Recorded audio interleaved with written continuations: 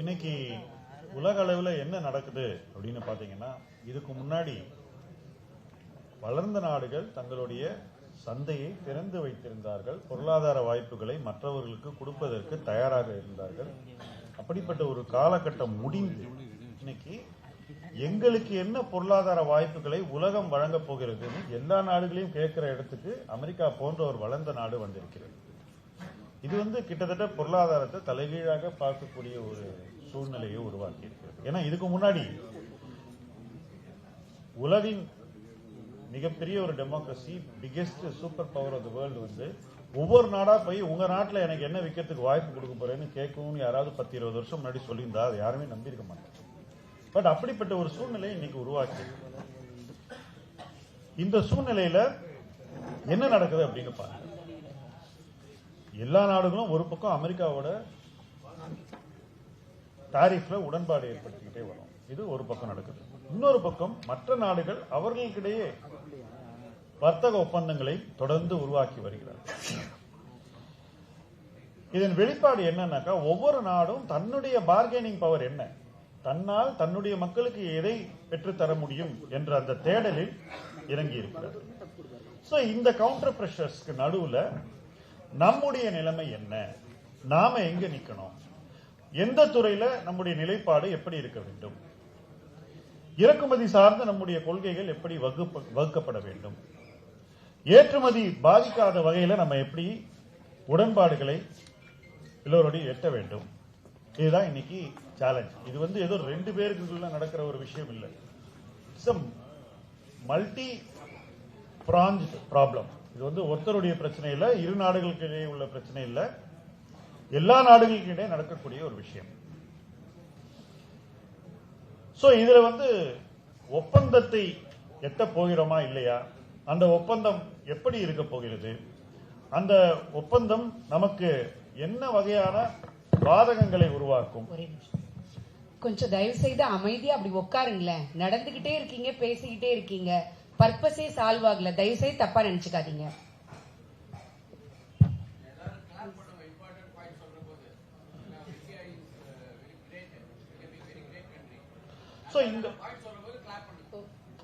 இந்த கேள்விகள் எல்லாமே நம்ம மைண்ட்ல வந்துட்டே இருக்கு. டெய்லி நம்ம சொசைட்டில ரைஸ் பண்ணிக்கிட்டே இருக்காங்க. நம்ம ஊர்ல என்ன நடக்கும், இந்த டிஸ்ட்ரிக்ட்ல இருக்கக்கூடிய தொழில்களுக்கு என்ன ஆகும்.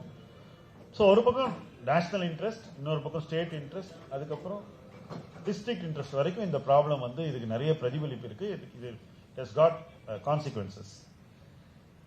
இது எல்லாம் நெகோஷியேட் பண்ணி ஒரு டீல கொண்டு வருதுங்கிறது சாதாரணமான ஒரு விஷயம் இல்லை. டெஃபினட்டா இதுல சில முக்கியமான பாயிண்ட்ஸை பத்தி முதல்ல பேசுறேன். நாம என்ன அமெரிக்காவுக்கு எக்ஸ்போர்ட் பண்ணிக்கிட்டு இருக்கோம் இது வரைக்கும்?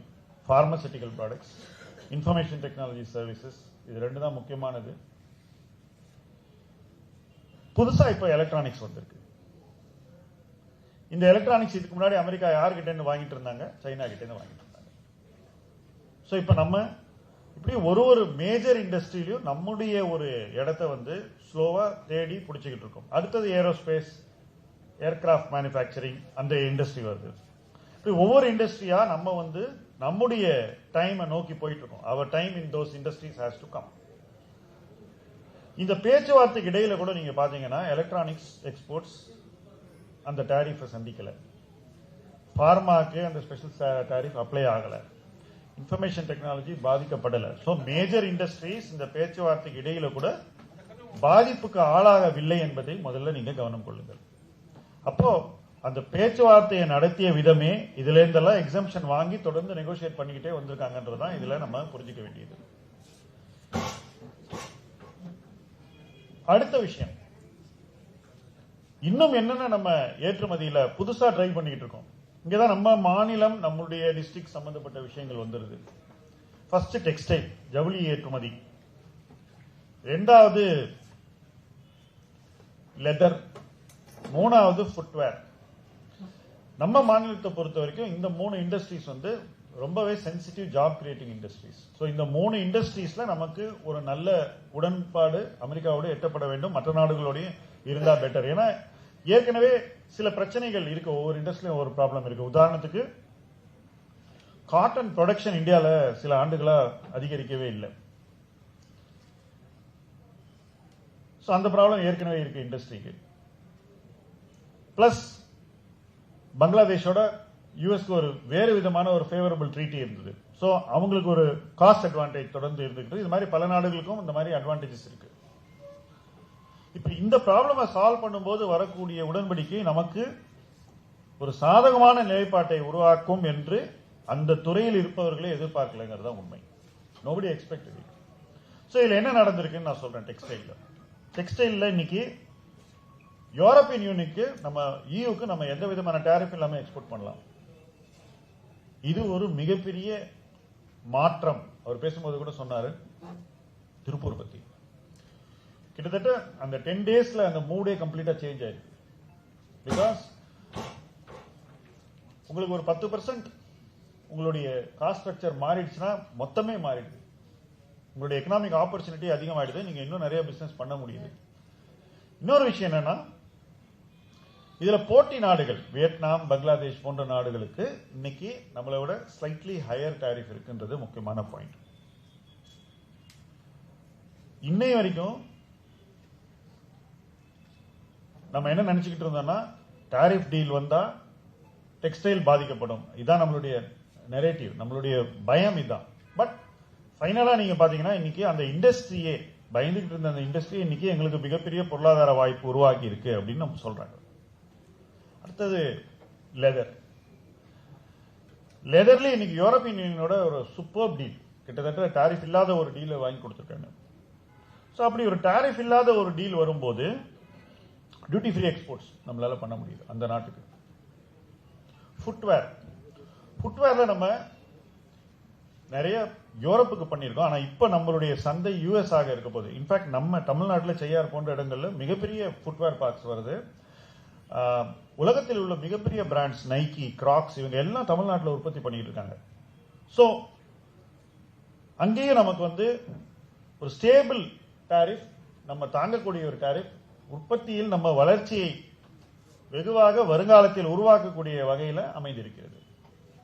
ஸோ இந்த இண்டஸ்ட்ரீஸ்லாம் எப்படி 90ஸ்ல டைட்டன் இருந்ததோ, ஒசூர்ல வந்து டைட்டன் எப்படி ஆரம்பிச்சாங்களோ அந்த மாதிரி என்னை பொறுத்த வரைக்கும் டெக்ஸ்டைல் லெதர்ல ஒரு மாற்றம் வருவதற்கான ஒரு பொருளாதார வாய்ப்பு இப்போது நமக்கு ஓபன் ஆயிருக்குன்னு நான் சொல்றேன். டெஃபினட்டா.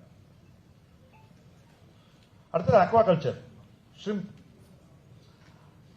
50% போட்டாங்க டாரிஃப். அந்த இண்டஸ்ட்ரி வந்து சில மாதங்கள் வந்து அனுபவித்த இன்னல்கள் வந்து சொல்லி மாளாது. அதையும் திருப்பி ரிவர்ஸ் பண்ணி ஃபேரா கொண்டு வந்துட்டாங்க. இதுல வந்து நமக்கு போட்டின்னு சொன்னா ஈக்குவடார் அப்படிங்கிற ஒரு நாடு, அவங்க அமெரிக்காவுக்கு பக்கத்தில் இருக்கக்கூடிய ஒரு நாடு. அவங்கள விட நம்ம வந்து ஒரு அட்வான்டேஜஸ் பொசிஷன்ல இருக்கும். இதுல இந்த நெகோசியேஷன்ல பாத்தீங்கன்னா நான் சொன்ன இந்த 4 இண்டஸ்ட்ரியிலுமே யூரோப்பியன் யூனியனோட நமக்கு டியூட்டி ஃப்ரீ எக்ஸ்போர்ட்ஸ் ஒரு பக்கம் நெகோசியேட் பண்ண பிறகுதான் இந்த டீல் அமைஞ்சிருக்குன்றதை நீங்க புரிஞ்சுக்கிறோம். அப்ப அந்த நெகோசியேட்டிங் டெக்னிக்லயே ஏதோ ஒரு யுக்தியை கையாண்டிருக்காருங்கிறது ஓரளவு யூகிக்க முடியுது. சோ ஒரு மிகப்பெரிய ஒரு குரூப்போட நம்ம டியூட்டி ஃப்ரீ டாரிஃப் வாங்கிட்டோம்னா, ஜீரோ டியூட்டி டாரிஃப் வாங்கிட்டோம்னா இந்த மாதிரி முக்கியமான இண்டஸ்ட்ரீஸ்க்கு, அப்போ நமக்கு ஆல்ரெடி ஓரளவுக்கு நம்மளுடைய பொருளாதார சேஃப்டி, அதாவது அந்த இண்டஸ்ட்ரீஸ்னுடைய சேஃப்டி வந்து உறுதிப்படுத்தப்படுகிறது. அதுக்கப்புறம் நீங்க போய் அமெரிக்காவோட நெகோசியேட் பண்ணும்போது உங்க நிலைமை கொஞ்சம் ஸ்லைட்லி பெட்டரா இருக்கு. You are able to negotiate slightly better. So இந்த நெகோசியேஷனை வந்து அவங்க ஒண்ணுமே சொல்லல, ஏன் இன்னும் இதை பத்தி பேசல, ஏன் இதை பத்தி அமைதியா இருக்காங்க. நெகோசியேட் பண்ணும்போது daily you cannot be talking in television. ஏன்னா நெகோசியேஷன்ங்கிறது பேக் சேனல்ல நடக்கக்கூடிய ஒரு விஷயம் தான். ஓகே, சோ அதை நடத்தி இன்னைக்கு இந்த நெகோசியேஷனுக்கு அப்புறம் வந்து ஒரு ஓரளவு ஸ்டேபிள் எக்கனாமிக் என்வரான்மெண்ட்டை உருவாக்கி இருக்காங்கன்னா, அதுவும் இந்த மாதிரி முக்கியமான இண்டஸ்ட்ரீஸ்ல, அது நிச்சயமா ஒரு இம்பார்ட்டன்ட் திங்னு நான் சொல்லுவேன்.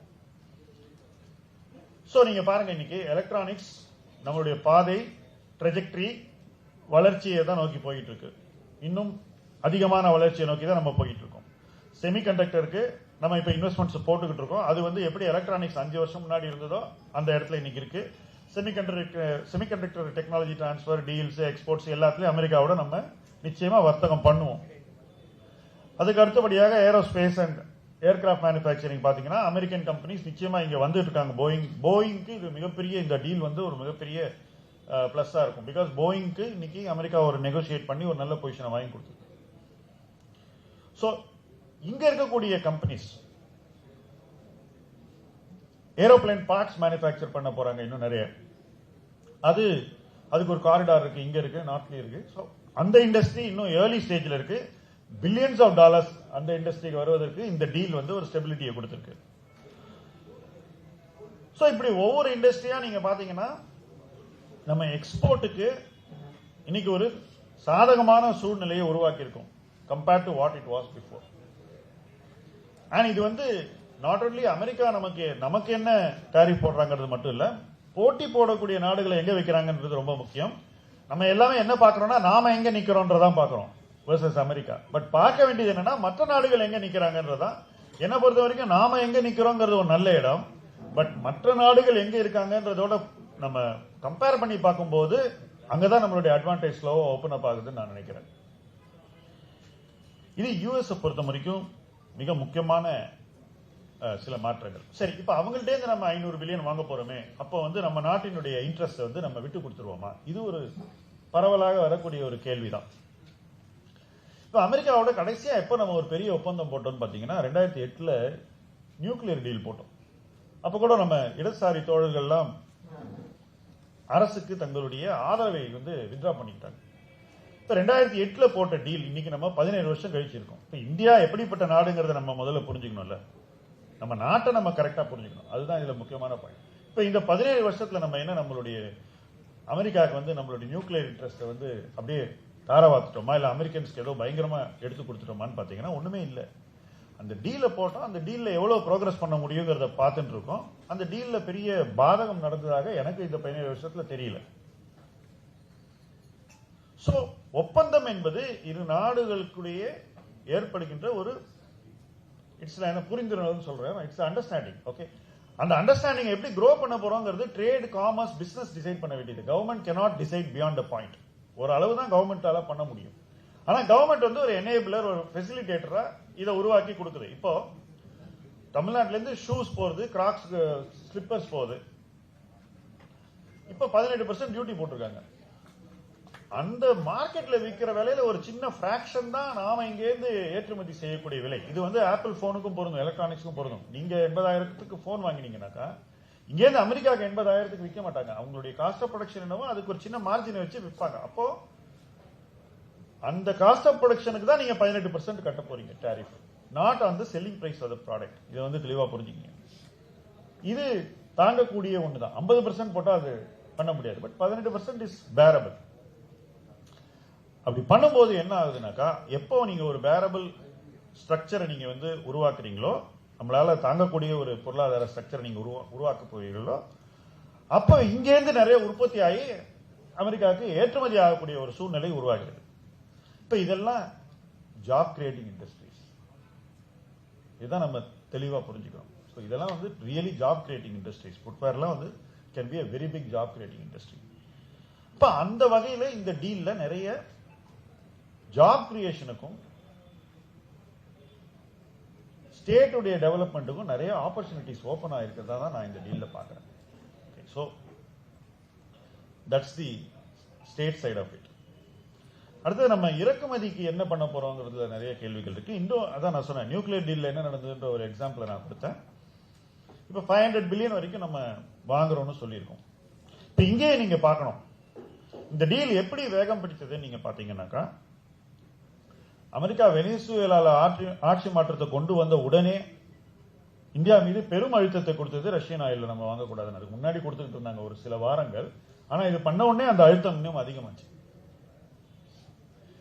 இதுக்கு முக்கியமான காரணம் வெனிசுவேலன் ஆயில் இன்னைக்கு எந்த நாட்டினுடைய ரிஃபைனரிஸ்னால ப்ராசஸ் பண்ணக்கூடிய கேப்பபிலிட்டி இருக்கு, சைனால இருக்கு, இங்க இந்தியால ஐஓசி கிட்டயும் ரிலையன்ஸ் கிட்டயும் இருக்கு. அமெரிக்கன் ரிஃபைனரிஸால இன்னைக்கு வெனிசுவேலன் ஆயில ப்ராசஸ் பண்ண முடியாது. அவங்க அதுல இருந்து என்னைக்கோ வெளியே போயிட்டாங்க. கரெக்ட். சோ அதுக்கப்புறம் தான் அவங்க ரஷ்யன் ஆயில் நீங்க வாங்கக்கூடாது, எங்கள்கிட்ட வாங்கணும். பிகாஸ் அவங்க அந்த ஆயிலை வித்தாதான் அவங்களுக்கு வெனிசுவேலா கிட்ட இருந்து கிடைக்கக்கூடிய பணம் கிடைக்கும்.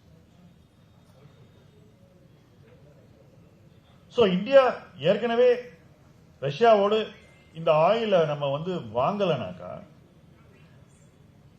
அமெரிக்கா வந்து இவ்வளவு நம்ம மேல அழுத்தத்தை கொடுத்து அந்த வெனிசுலா ஆயில் நமக்கு வித்திருப்பாங்களான்னு முதல்ல யோசிச்சு பாருங்க. First point. That's first point. Second point, LNG சம்பந்தப்பட்டது. இப்ப எல்என்ஜிங்கிறது இந்தியாவுடைய மிக முக்கியமான ஒரு ஃபியூலா மாறிட்டு வருது. நமக்கு ஸ்ட்ராட்டஜிக்கா இந்த கவர்மெண்ட்டை பொறுத்த வரைக்கும் லாஸ்ட் 10 இயர்ஸா எல்என்ஜி எப்படியெல்லாம் நம்ம கொண்டு வரலாம், எப்படியெல்லாம் அதனுடைய இம்போர்ட்டை இது பண்ணலாம், எப்படியெல்லாம் அதுக்கு சப்ளை செயினை உருவாக்கலாம். Qatar is one of the biggest producers of LNG. இப்போ உங்க எல்லாருக்குமே தெரியும், கொச்சின் பிளஸ் குஜராத்ல இருக்கக்கூடிய போர்ட், இந்த 2 இடங்கள் வழியா தான் நம்ம எல்என்ஜி இந்தியாவுக்குள்ள கொண்டு வரும். இந்த 2 இடத்துலயும் பெரிய கெபாசிட்டியை கிரியேட் பண்ணணும். நம்ம வந்து 2004-05ல இருந்து ஒர்க் பண்ணிட்டு இருக்கோம். கெபாசிட்டி எல்லாம் கிரியேட் பண்ணிட்டோம் நிறைய இடத்துல. ஆனா நமக்கு எல்என்ஜி சப்ளை கிடைக்கல, கான்ட்ராக்ட் கிடைக்கல. அதாவது சப்ளைனா நிரந்தரமா நமக்கு ஒரு ரெகுலர் அரேஞ்ச்மெண்ட் கிடைக்கணும். அதன் அடிப்படையில் நமக்கு கார்கோ வந்துகிட்டே இருக்கணும். சந்தையில போய் வாங்கணும்ன்ற ஒரு சூழ்நிலை வந்துச்சு.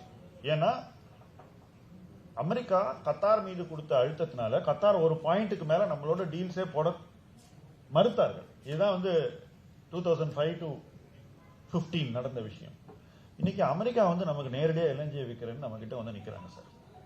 யாராவது நினைச்சு பார்த்துக்கலாம், இன்னொருத்த விற்க கூடாதுன்னு 10 வருஷம் நமக்கு கெப்பாசிட்டியை யூஸ் பண்ண விடாம விலையை ஏற்றி நமக்கு விற்க வச்சு, அப்ப நமக்கு அதை வாங்க முடியாத ஒரு சூழ்நிலையை உருவாக்கிய ஒரு நாடு இன்னைக்கு நம்ம கிட்ட வந்து மார்க்கெட்ல சாதகமான விலையில உங்களுக்கு எல்என்ஜி விற்கிறோம், நீங்க எங்க கிட்ட மட்டும்தான் எல்என்ஜி வாங்கணும்னு வந்து சொல்றாங்க.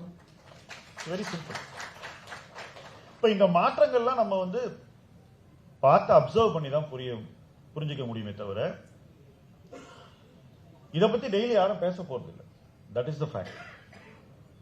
இப்ப மற்ற விஷயங்கள் அப்படியே இந்தியன் இண்டஸ்ட்ரி வந்து இந்த இம்போர்ட்னால பாதிக்கப்படுவார்களான்னா என்னென்ன வரப்போகுதுன்னு பார்ப்போம். அதோடைய இம்பாக்ட பேசுவோம் சில விஷயங்களை பத்தி. ஃபர்ஸ்ட், ஹார்லே டேவிட்சன் பைக் இருக்கிறதுலேயே மேட்டுக்குடி மக்கள் வாங்கக்கூடிய ஒரு பொருள்ல கொஞ்சம் விலையை குறைய போகுது. அது அந்த விலை வந்து யாரும் வாங்கக்கூடிய விலை இல்லை. ஸோ அது கொஞ்சம் குறைஞ்சதுன்னா அப்பவும் அது வாங்கக்கூடிய விலை இல்லை. அதுல வந்தாலும் வாங்க போறோம். அதனால வந்து சாமானியர்களுக்கு என்ன பாதிப்புன்னு தான் நீங்க கேட்கணும் ஃபர்ஸ்ட். ரெண்டாவது, காட்டன் வித் குவான்டிட்டி லிமிட்ஸ். யோசிச்சு பாருங்க, நாம அமெரிக்காவுக்கு டெக்ஸ்டைல் எக்ஸ்போர்ட் பண்ணணும்னு துடிக்கிறோம், அமெரிக்கா நமக்கு காட்டன் எக்ஸ்போர்ட் பண்ணணும்னு நினைக்கிறாங்க. இப்ப இந்தியாவில் காட்டன் ப்ரொடக்ஷன் அதிகரிக்கலன்னு நான் பாயிண்ட் முதல்ல சொன்னேன். இப்ப அங்கேருந்து ஓரளவுக்கு பெருசா ஒன்றும் வராது, பட் ஒரு லிமிடெட் அவங்களால கொடுக்கக்கூடிய குவான்டிட்டி வந்தா இங்க காட்டன் பிரைஸஸ் ஸ்டேபிளா இருக்கும். அப்ப அது வந்து காட்டன் வேல்யூ செயினுக்கு டெஃபினட்டா உதவும்னு நான் நம்புறேன். It will provide much needed stability. அதுக்கு அடுத்தது, அமெரிக்காவிலிருந்து நமக்கு கார்ஸ் விற்கணும்னு விரும்புறாங்க. அது பண்ண முடியாத ரீசன் நம்ம நாட்டில் இருக்கக்கூடிய மிக அதிகமான கஸ்டம்ஸ் டியூட்டி. உலகத்திலேயே இந்த அளவு அதிகமான கஸ்டம்ஸ் டியூட்டி எந்த நாட்டிலையும் கிடையாது. சோ அதை வந்து 10 வருஷத்துல 30% குறைக்க போறோம்னு சொல்லியிருக்காங்க. இப்போ 30% வந்தா கூட அது இன்னைக்கு யூஏஇ மாதிரி நாடுகள் இருக்கக்கூடிய டியூட்டியை விட அதிகம்ன்றதை நீங்க புரிஞ்சுக்கணும். It is still high, it is not low. So 10 வருஷத்துக்கு கிரேடடா குறைக்க போறாங்க. பொருளாதார வாய்ப்பு ஸ்லோவா ஓபன் பண்ண போறாங்க. ஏன் 10 வருஷம்னாக்கா அதுக்குள்ள இந்திய சந்தையில மேனுபேக்சரிங் பண்ணக்கூடிய நிறுவனங்கள் தங்களுடைய எஃபிஷியன்சியையும் எக்கானமிஸ் ஆஃப் ஸ்கேலையும் நல்லா மேனேஜ் பண்ணி தங்களுடைய காஸ்ட கண்ட்ரோல்ல வச்சு மார்க்கெட்ல ஒரு சைஸுக்கு வளர்ந்துருவாங்க 10 வருஷத்துல. இப்ப நேத்தோ முந்தா நேத்தோ நம்ம தமிழ்நாட்டில் இங்க பக்கத்துல ராணிப்பேட்டில் டாடா மோட்டார்ஸ் வந்து ஒரு குளோபல் பிளான்ட் ஓபன் பண்ணிருக்காங்க. இப்ப அந்த மாதிரி பிளான்ட்ஸ் வந்து பெரிய பாதிப்புக்கு ஆளாகாத வகையில இது அமைந்திருக்கிறது. This is with respect to US. அடுத்தது ஆப்பிள்ஸ். இது ஒரு நெரேட்டிவ். ஆப்பிள் பிக்சட் குவான்டிட்டி தான் ஆப்பிள் இம்போர்ட் அலோவ் பண்ணிருக்காங்க. ஆப்பிள் வந்தாக்கா ஹிமாச்சல் காஷ்மீர் ஃபார்மர்ஸ் பாதிக்கப்படுவார்கள். இது ஒரு பாயிண்ட் ஆஃப் வியூ இருக்கு. எத்தனை பேருக்கு ஞாபகம் இருக்கு, எப்ப நீங்க ஃபர்ஸ்ட் இந்தியாவில் சென்னையில உங்க கடையில வீட்டுக்கு பக்கத்தில் இருக்கிற ஃப்ரூட் ஸ்டால்லையோ வெஜிடபிள் ஸ்டால்லையோ வாஷிங்டன் ஆப்பிள் எப்ப பாத்தீங்க? எவ்வளவு வருஷம் முன்னாடி? யாருக்கா ஞாபகம் இருக்கா? anyone remembers? Before 2014 Washington apples were sold liberally in India. தெளிவா புரிஞ்சுக்கணும். இங்க இருந்து மீடியா டெலிகேஷன் கூட்டிட்டு போனாங்க. இங்க இருந்து கூட சென்னையில இருந்து கூட ஒரு ஜேர்னலிஸ்ட் போய் வாஷிங்டன் ஆப்பிள் அவங்க எப்படி ப்ராசஸ் பண்றாங்கன்னு பெரிய ஆர்டிகல்ல நம்மளுடைய பேப்பர்ல ஃப்ரண்ட் பேஜ்ல எழுதினாங்க. அப்போ வாஷிங்டன் ஆப்பிள் ஏற்கனவே வந்துட்டு இருந்தது. இடைப்பட்ட இந்த ஒரு 8-10 வருஷத்துல தான் அதனுடைய அந்த பேன் பண்ணாங்க. இப்ப திருப்பி அதை வந்து அவங்க சண்டை போட்டு வாங்கியிருக்காங்க. அடுத்தது இன்னொரு சர்ச்சையான ஒரு விஷயம், DDGS ஒரு விஷயம், ட்ரை டிஸ்டிலரி கிரெயின்ஸ் வித் சால்யூபிள்ஸ். அதாவது எத்தனால் இருக்கு இல்லையா, எத்தனால் ப்ரொடியூஸ் பண்றது குறிப்பிட்ட சில இன்புட்ஸ்ல இருந்து, ரைஸ்ல இருந்து பண்ணுவாங்க, கார்ன்ல இருந்து பண்ணுவாங்க, வீட்ல இருந்து கூட பண்ணுவாங்க. அமெரிக்கால கார்ன், நம்ம ஊர்ல தான் ஏன். சோ அது எடுத்ததுக்கு அப்புறம் வர அந்த வேஸ்ட் இருக்குல்ல, அந்த வேஸ்ட வந்து இந்தியாவுக்கு எக்ஸ்போர்ட் பண்ணலாம் அப்படின்னு சொல்றாங்க. இதுக்கு முன்னாடி அதுக்கு 15% டியூட்டி இருந்து அது 0ன்னு ஆக்கியிருக்காங்க. இது ஒரு சர்ச்சையான ஒரு விஷயமா இப்போ பேசப்படுகிறது. பட் இது அப்படியே ரிவர்ஸ் பண்ணி பாருங்க. இது யார் யூஸ் பண்றாங்கன்னா பவுல்ட்ரி ஃபார்மர்ஸ். பவுல்ட்ரி ஃபார்மர்ஸ் எந்த ஸ்டேட்ல மிக அதிகமா இருக்காங்கன்னு நான் சொல்ல தேவையில்லை. ஸோ பவுல்ட்ரி ஃபார்மர் இன்னைக்கு லாஸ்ட் ஃபியூ இயர்ஸா ஃபேஸ் பண்ண ப்ராப்ளம் என்னன்னா, எத்தனாலுக்கு கார்ன் சோளத்திலிருந்து எத்தனால் இந்தியாவில் எடுத்ததுனால, கிரெயின் பேஸ்ட் எத்தனால் வந்ததுனால அவங்க எத்தனால் பிரைஸ் ஃபேவரபிளா இருந்ததுனால நிறைய கார்ன் எத்தனாலுக்கும் போகும்போது அவங்களுடைய ஃபீடு, பவுல்ட்ரி ஃபீடினுடைய விலை வந்து அதிகமா இருந்தது. மெய்ஸ் சோளம் தான் வாங்கி கொடுக்குறாங்க அதை பேஸ் பண்ணி. ஸோ அது 25-26 ரூபா எல்லாம் போச்சு. இப்போ இதை வந்து ஒரு பர்டிகுலர் பர்சன்டேஜுக்கு பவுல்ட்ரி ஃபீட்ல வாங்கி அமெரிக்கால இருந்து வாங்கலாம்னு முடிவு பண்றாங்க. அப்ப என்ன ஆகும்னா, பவுல்ட்ரி ஃபீடினுடைய சப்ளை பிரைஸ் வந்து எல்லா நேரத்திலும் ஸ்டேபிளா இருக்கும். இன்னைக்கு பவுல்ட்ரி ஃபீட் ரொம்ப ஏறி போச்சுன்னா திடீர்னு பவுல்ட்ரி இண்டஸ்ட்ரிக்கு லாஸ் ஹெவியா வந்துடும். சில ஆண்டுகள், ஓரிரு ஆண்டுகள் முன்னாடி நீங்க பார்த்திருப்பீங்க லாஸ் எப்படி இருந்தது. இப்பதான் கொஞ்சம் பெட்டர் ஆகுது, ஏன்னா பவுல்ட்ரி ஃபீட் பிரைஸ் குறையுது. சோ இந்த டீல்ல இவங்க இதோ இம்போர்ட் பண்ண ஒத்துக்கிட்டது பவுல்ட்ரி இண்டஸ்ட்ரியோட ஸ்டெபிலிட்டியோட டைடுன்னு நான் சொல்றேன். இட்ஸ் நாட் ஏதோ விட்டு கொடுக்குற விஷயம் இல்லை, நமக்கு எங்க சாதகமோ அதை நம்ம எடுத்துக்கிறோம். சோ நிறைய இடங்கள்ல நம்மளுடைய நாட்டில் இருக்கக்கூடிய உள்நாட்டு விலையை வந்து ஸ்டெபிலைஸ் பண்றதுக்கும் அதனுடைய யூசர் இண்டஸ்ட்ரீஸ்க்கு ஒரு ஸ்டெபிலிட்டியை கொடுக்கறதுக்கும் இந்த டீல கவர்மெண்ட் யூஸ் பண்ணிருக்கு அப்படிங்கிறது தான் இதுல முக்கியமான பாயிண்ட். அடுத்தது டேட்டா சென்டர் ஹார்ட்வேருக்கு 0 டியூட்டி போட்டிருக்காங்க. எவ்வளவு பேர் கவனிச்சிருப்பீங்கன்னு தெரியாது. கூகுள், மைக்ரோசாப்ட் 2 நிறுவனங்கள் மட்டும் ஆந்திரால 2 லட்சம் கோடி, தெலுங்கானால 1 லட்சம் கோடி, 3 லட்சம் கோடி இன்வெஸ்ட் பண்ண போறாங்க டேட்டா சென்டர். இப்போ இந்த டியூட்டி ரிடக்ஷன் வந்து உறுதியா அந்த ப்ராஜெக்ட் வந்து இங்க வரவழைக்கிறதுக்கான ஒரு யுக்தியா நீங்க பார்க்கணும், வேற ஒண்ணும் கிடையாது. சோ 3 லட்சம் கோடி நீங்க வந்து டேட்டா சென்டர்ல இன்வெஸ்ட் பண்ணீங்கன்னாக்கா கிளியரா அந்த ஸ்டேட்ஸுக்கு வந்து எக்கனாமிக் ப்ராக்ரஸ் வந்து அவுட்லேயரா இருக்கும். நம்ம நினைக்க முடியாத அளவுக்கு economic progress, because investment returns வந்து அந்த ஸ்டேட்ஸ்ல போய் சேரும். அதுக்கு அடுத்தபடியாக wines and spirits. American wines எந்த அளவுக்கு இந்தியாவில் பாப்புலரா இருக்கும், சந்தை அதுக்கு எவ்வளவு ஆதரவு கொடுக்கும்ன்றதை பொறுத்து தான் அவங்களால இங்க விற்க முடியும். அமெரிக்கன் ஸ்பிரிட்ஸ் பெருசா, பார்பன் விஸ்கி எல்லாம் இந்தியாவில் பெரிய மார்க்கெட்டே கிடையாது. ஸோ இதுக்கெல்லாம் வந்து நீங்க பர்மிஷன் கொடுத்து கம்மியான டியூட்டி போடுறதுலாம் எந்த வகையிலையும் வந்து இந்தியன் மேனுஃபேக்சரர்ஸை பாதிக்காதுங்கிறது என்னுடைய கருத்து. அதுக்கடுத்து இந்த நட்ஸ், பிஸ்தா, பாதாம், அதுக்கெல்லாம் ஆல்மண்ட்ஸ், அதுக்கெல்லாம் கொஞ்சம் கொஞ்சம் குறைச்சிருக்காங்க. வால்நட், ஆல்மண்ட் அதெல்லாம் அதுக்கெல்லாம் லோவர் டியூட்டிஸ். பட் இதுல முக்கியமான பாயிண்ட்டுக்கு வரேன். பயம் என்னவா இருந்தது? ரைஸ், வீட், டைரி, பால்வளம், மீட், பவுல்ட்ரி, எத்தனால், டொபாக்கோ, அப்புறம் சில சென்சிட்டிவ் ஃப்ரூட்ஸ், ஆரஞ்சு, அந்த மாதிரி விஷயங்கள். இதையெல்லாம் நம்பி இருக்கக்கூடிய விவசாயிகள் பாதிப்புக்கு ஆளாவார்கள் என்ற எதிர்பார்ப்பு இருந்தது. இது எல்லாம் கிளியரா ப்ரொடெக்டடா இருக்குன்றதான் இதுல முக்கியமான பாயிண்ட். சோ ஒரு டீல போடும்போது யாரோட டீல் போடுறோமோ அவங்களுக்கும் பொருளாதார வாய்ப்புகள் கொடுக்கணும். இல்ல எதுவுமே கொடுக்காம நீங்க வந்து எங்கள்கிட்ட வந்து எல்லாம் கொடுங்கனாக்கா யார் வருவாங்க? So you have to be seen as giving something. ஆனா நீங்களும் சில விஷயங்களை பெற்றுக்கொள்ள வேண்டும், உங்களுக்கு தேவையானதை.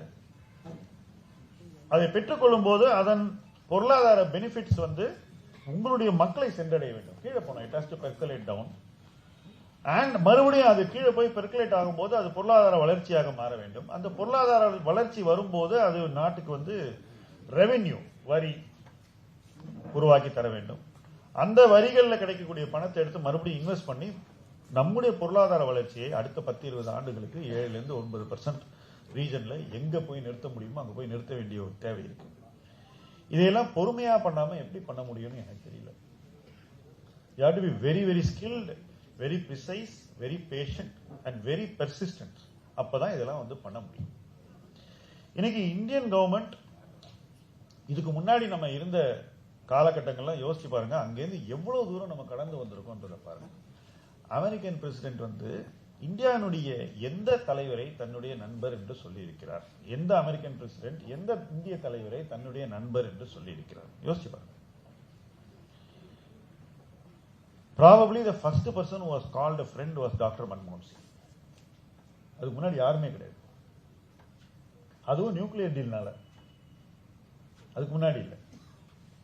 அந்த காலகட்டத்தில் தான் அவரை வந்து நண்பராக ஒரு அமெரிக்க ஜனாதிபதி ரெஃபர் பண்ணார் ஒரே ஒரு தடவை. ட்ரம்ப் பாத்தீங்கன்னாக்கா ரிப்பீட்டடா ஹி இஸ் ட்ரைங் டு நம்ம கிட்ட என்னதான் டஃபா ஃபைட் பண்ணாலும், என்னதான் சொன்னாலும், என்னதான் பாஸ்டர் பண்ணாலும், என்னதான் டியூட்டி போட்டாலும், காலையில அதாவது அவங்க மார்னிங் டைம்ல ஒரு அனௌன்ஸ்மெண்ட் பண்றாரு, மதியத்துல I know is a very good man but he's a tough negotiator அது இதுன்னு பிரைம் மினிஸ்டர் பத்தி ரெஃபரன்ஸ் கொடுத்துட்டே இருக்கு. அது அவங்களுடைய நெகோசியேட்டிங் டெக்னிக். நீங்க இதுக்கு எதிர்த்து நீங்க என்ன பேச முடியும்? I am just asking. Is it better to keep quiet or it's you have to shut your mouth off? அதுதான் இங்க கேள்வி.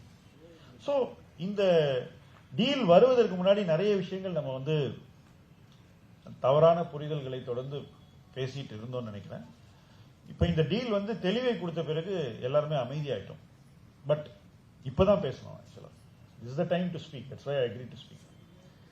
This is the time to speak. ஏன்னா இன்னைக்கு நீங்க யூஎஸோட ப்ராப்ளம்னு எல்லாரும் பேசிக்கிட்டு வந்தோம்ல, யாராவது ஈஸியில நமக்கு ஒரு ஆப்ஷனாலிட்டியை நம்ம கிரியேட் பண்ணணும்னு பேசணுமா? இல்ல இல்ல.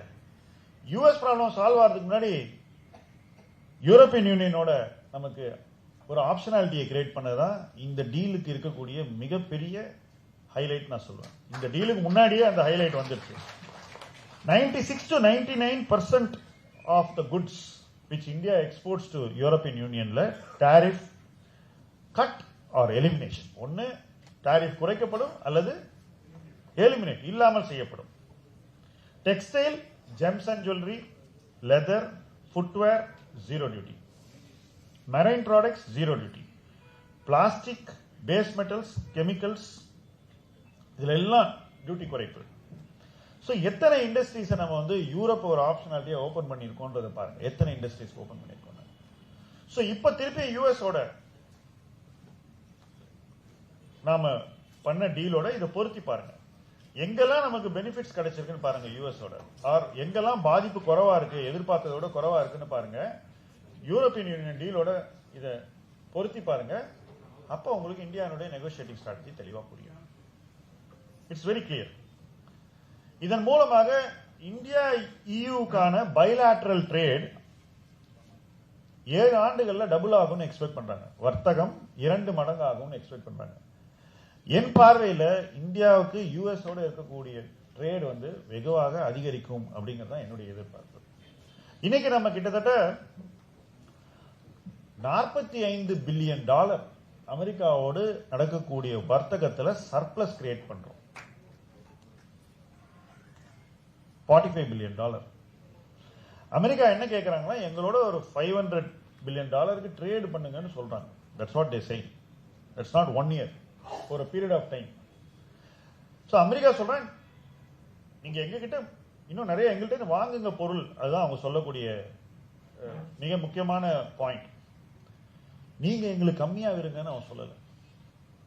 ஏற்கனவே நம்ம வந்து ஒரு $40 பில்லியன், $45 பில்லியன், $50 பில்லியன் நாம இறக்குமதி செய்வதை விட ஏற்றுமதி அதிகமா பண்றோம் யூஎஸோட. நம்ம ஏற்றுமதியை கூட்டினாக்கா இதே லெவல்ல பேலன்ஸ் வச்சா கூட ட்ரேட் அதிகரிக்க போகுது. அவ்வளவுதான். அந்த ட்ரேடை அதிகரிக்கிறதுக்கு இந்தியா இன்னைக்கு தயார் நிலையில் இருக்கா இல்லையாங்கிறது தான் question. Are we economically ready to use this opportunity to export more to America? அதுதான். இம்போர்ட்ல நீங்க வந்து ஆயில், கேஸ், மற்ற ஹைடெக் திங்ஸ் இதுலயே நீங்க வந்து இதை கொண்டு வந்துடலாம், ஒன்றும் பிரச்சனை இல்லை.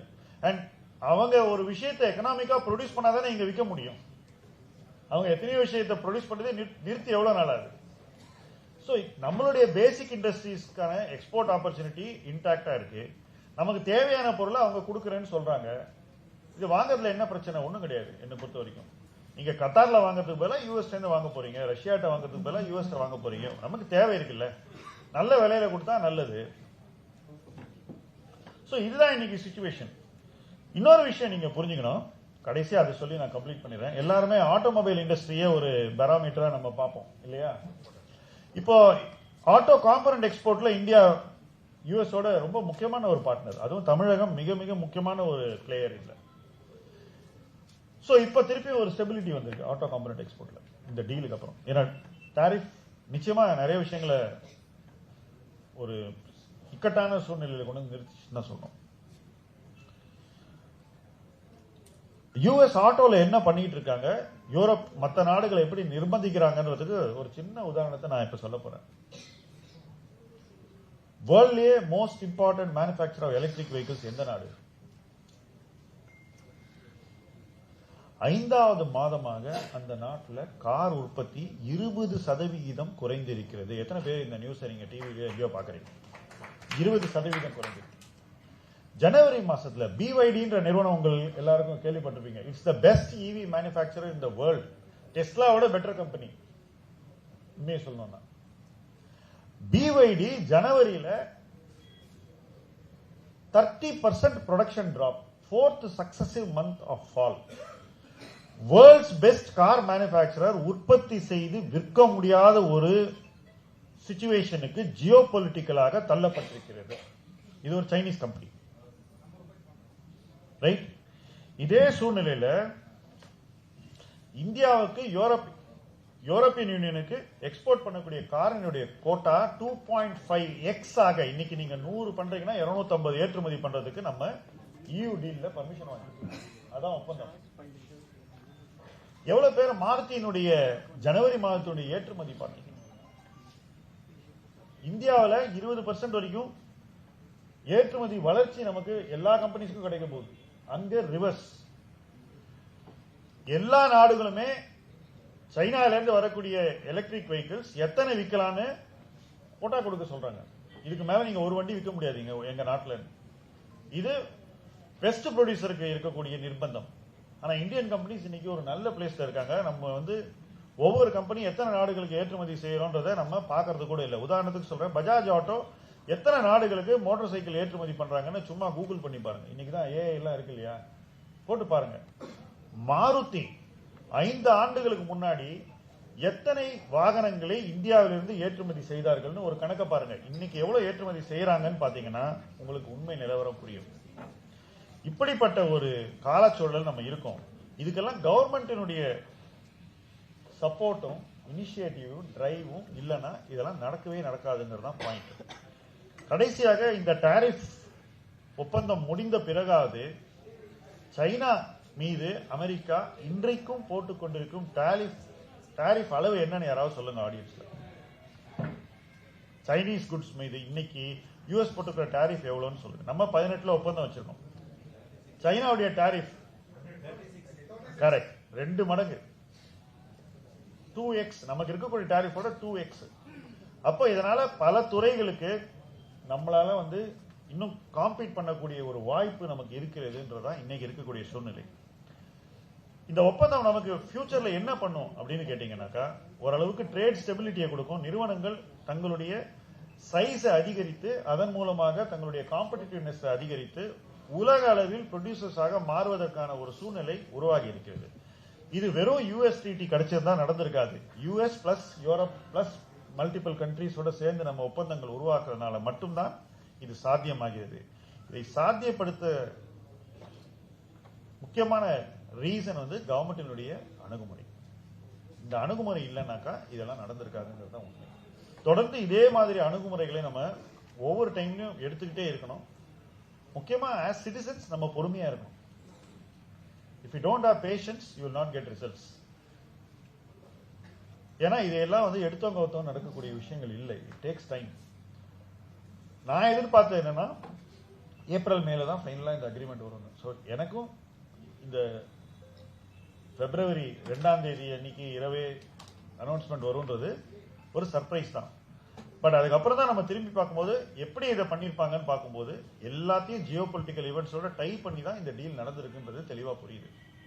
அப்போ அந்த லெவல்ல நம்ம ஆஸ் அ கவர்மெண்ட் ஃபங்க்ஷன் பண்ணாங்க நிச்சயமா அது நாட்டுக்கு வருங்காலத்தில் நிறைய நன்மைகளை கொடுக்கும் என்று நம்பலாம். அந்த நம்பிக்கை தான் நம்ம நாடும் வளரும், மாநிலமும் வளரும், நம்முடைய நகரங்களும் வளரும், நம்முடைய சமூகம் பெருகும். அந்த வளத்தை நோக்கி எல்லோரும் பாசிட்டிவான ஒரு தாட்ஸோடு பயணிப்போம். தேங்க்யூ.